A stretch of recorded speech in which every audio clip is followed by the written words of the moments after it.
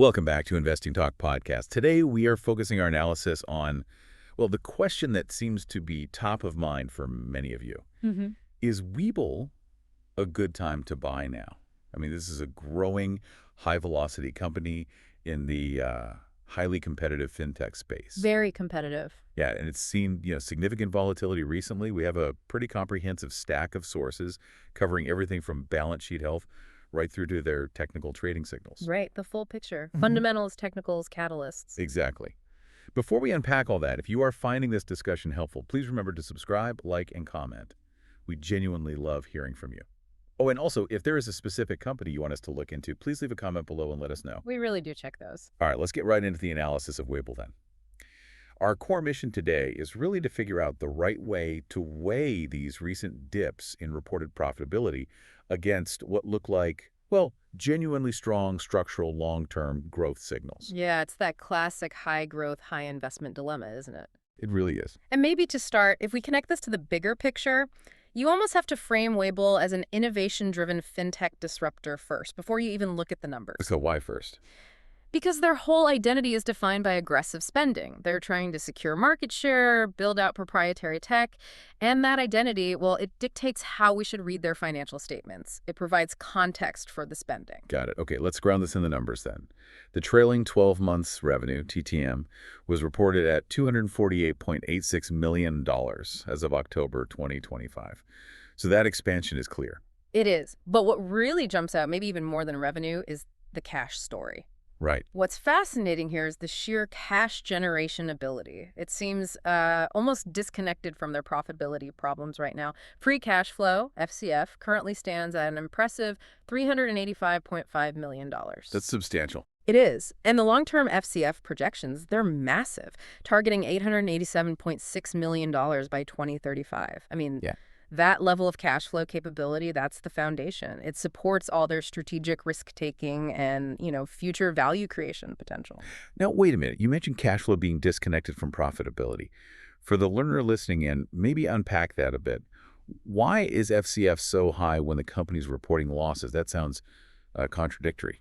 Yeah, good question. And that's really the critical insight for a brokerage platform like this. Webull operates on a high-volume, low-margin model, right? Okay. So their FCF is heavily influenced by non-cash charges like depreciation from all those tech investments. But maybe more importantly, it's driven by working capital dynamics. Oh, sure. Things like customer funds held as collateral, margin lending activities, settlement float. Basically, they are effectively leveraging the liquidity generated by their client base. So they generate cash flow despite the high operational costs of actually building out the platform. Ah, okay. That distinction is absolutely crucial. All right, moving from cash flow to efficiency. The return on equity, ROE, figure it's stunningly high. Reported at a massive 106.49%. Yeah. That's way beyond sector averages. It signals that they're deploying the capital they do have with extreme efficiency. Exactly. When I see an ROE over 100%, I mean, it immediately demands scrutiny, right? Well, what's driving it? It suggests either incredible operational leverage or heavy debt usage. In Webull's case, it seems to be more the latter strategic debt usage, amplifying the returns on their equity base. And that leads us perfectly to the, let's say, potential red flag on the balance sheet. Yeah. The debt-to-equity ratio.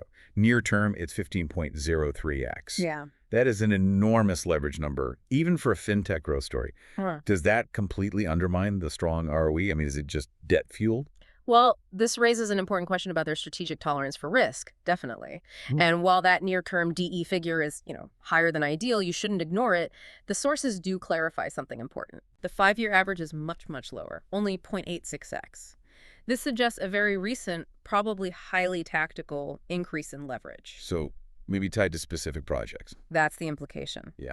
And given the liquidity we just talked about, that strong current ratio of 1.42x and the massive FCF, it appears this debt is being used to fuel specific, aggressive expansion projects. And importantly, it seems adequately covered by their liquid assets right now. They seem to be using debt as a tool, maybe a growth accelerator, not, a life raft. Right, okay. And their long-term stability looks much cleaner. Long-term debt capital ratios only 0.02. Tiny. So putting it together, strong cash generation, aggressive but seemingly manageable short-term leverage, and hyper-efficient capital usage. That seems to be the picture, yeah. So these massive efficiency and cash flow numbers show us what Webull is doing with their capital. The next natural question is, where exactly are they spending it? Let's maybe turn to the growth engine itself. Sure. So they are spending heavily on differentiation. That seems to be the core strategy. Webull is positioning itself with proprietary technology, focusing heavily on integrating AI and, sophisticated digital trading tools. Trying to stand out. Exactly. They're trying to build a competitive moat that separates them from the zero-commission peer group, like Robinhood, but also from the more traditional brokers who are also trying to digitize. And that focus seems to be resonating with users. The sources point to high brand recognition, growing customer loyalty. Yeah, buoyed by the product breadth and the pricing, presumably. And we saw concrete success in the operational metrics reported back in October 2025, even with all the market turbulence. What were those numbers again? Funded accounts increased 9% to 4.73 million. And registered users grew even faster, up 18% to 24.9 million. Those are key indicators that platform adoption is definitely accelerating. Okay, that's significant user growth. And another significant success, maybe a recent strategic win, was the reintroduction of U.S. cryptocurrency trading back in September. Right, they brought that back. Yeah, they integrated crypto access directly into the main platform, offering 2047 trading for, I think, over 50 tokens now. This action addresses a huge demand driver in the market. And adds a sticky feature, potentially. Absolutely. A new growth vertical that really complements their existing equity and options offerings. And financially, they seem to be preparing for more growth. Yeah. There was that big equity agreement. Yes, a key corporate action back in August 2025. They secured a $1 billion standby equity purchase agreement.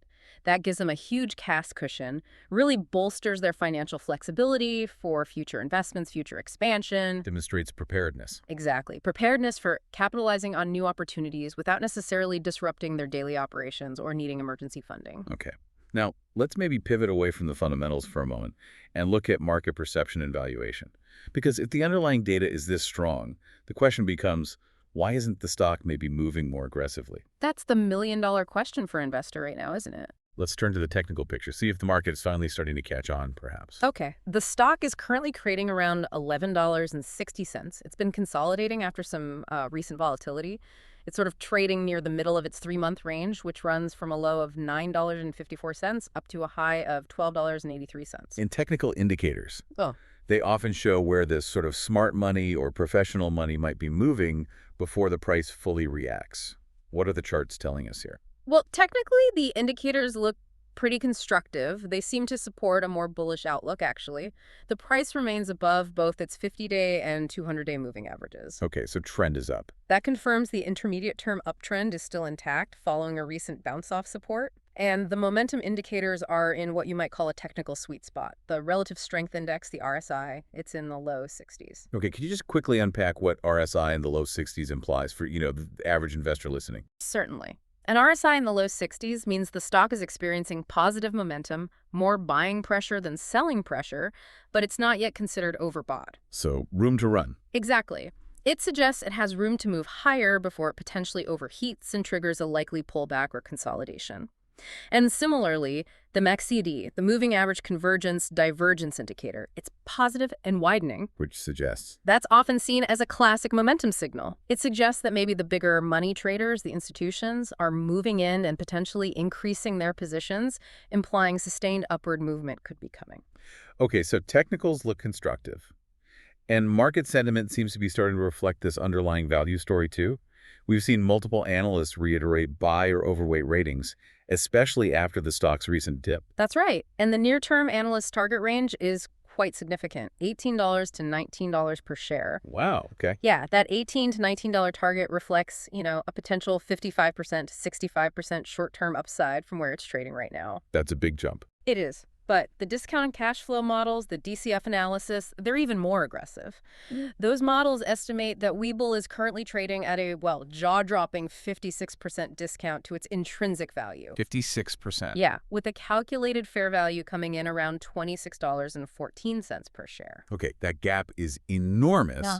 How do we even begin to rationalize the market price sitting at $11.60 against a calculated fair value north of $26? Right, that's the crux of it. The market is fundamentally discounting the company based on, really, two main factors. execution risk and profitability risk. Makes sense. The market is essentially saying, okay, we see the cash flow, we see the efficiency stats, but we don't fully believe management can stabilize that negative profit margin quickly enough. Or maybe they worry about competition eating into future growth. So until they prove the profitability. Until they demonstrate true, clean, sustainable profitability, that discount will likely remain to some extent, even if the fundamentals, particularly the cash flow, are screaming undervalued. But that massive gap, it adds serious credence to the overall bullish thesis that the market hasn't fully appreciated the long-term cash flow potential yet. Okay, this brings us squarely then to the risk section. And it's critical we spend adequate time here.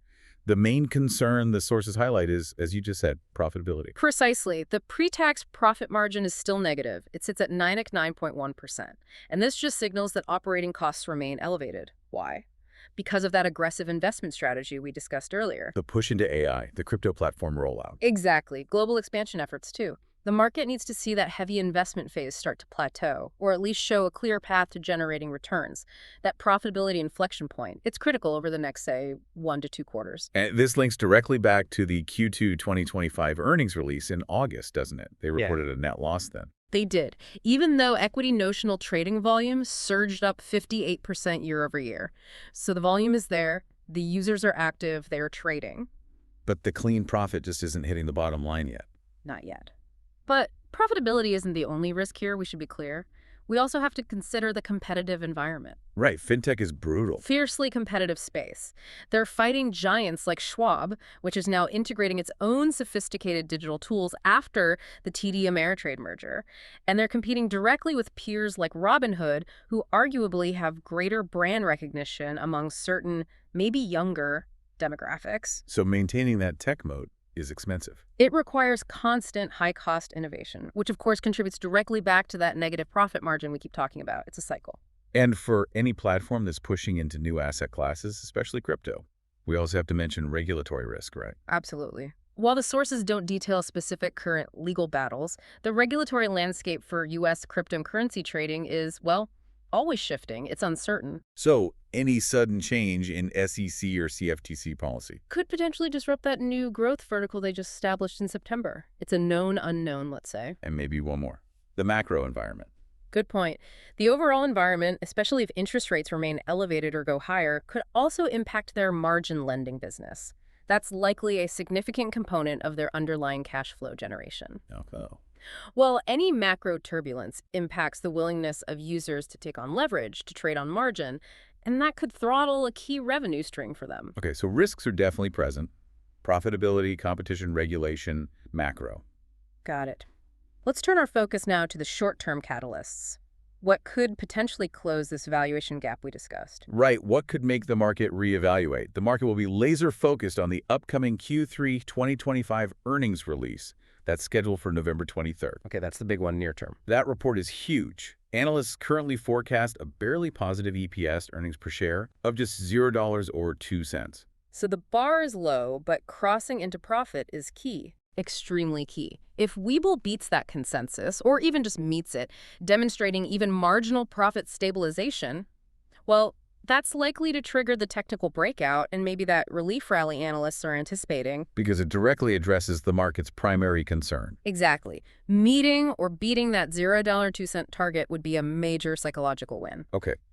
Beyond that earnings report, we're also looking at a couple of end-of-year events. Yes. First, there's the December 1st large ETF rebalancing event that could impact liquidity, maybe cause some short-term price volatility, just something to be aware of. And second, The December 31st institutional ownership filing deadline. That's when we'll get official confirmation, see if institutional inflows continued into the end of the year. That would signal confidence in the long-term story from the big players. right, confirmation of that smart money moving in. Precisely. And finally, we have, well, the unconfirmed rumors, stuff circulating on financial forums. Always have those. You do. Everything from speculation about a major strategic partnership, maybe in AI or data analytics, to M&A interest from a larger fintech firm looking to acquire their tech or user base. Yeah. Even talk about imminent expansion into Southeast Asia. But these are just rumors, not verifiable. Correct. Not verifiable facts at this stage, but they certainly add, let's say, fuel to the constructive market sentiment, and any one of them if confirmed, could provide an immediate catalyst for the stock price. Okay, so let's try to sum all this up.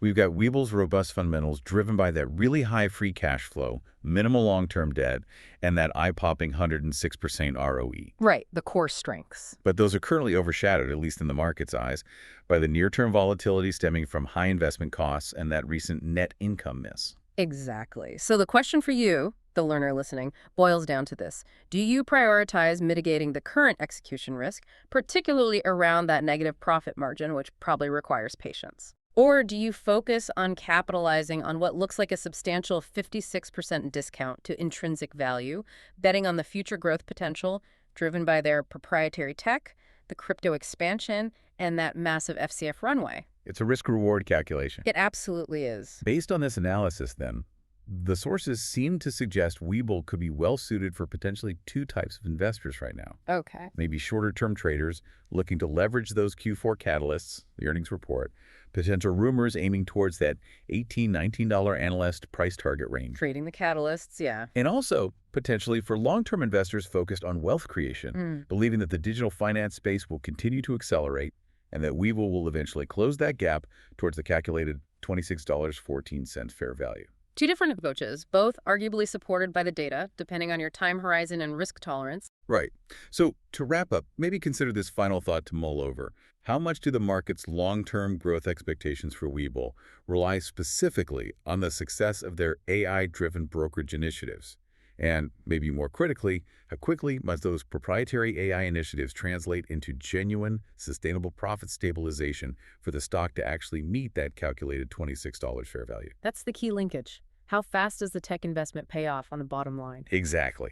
That's it for this analysis. Thanks for joining us on Investing Talk Podcast.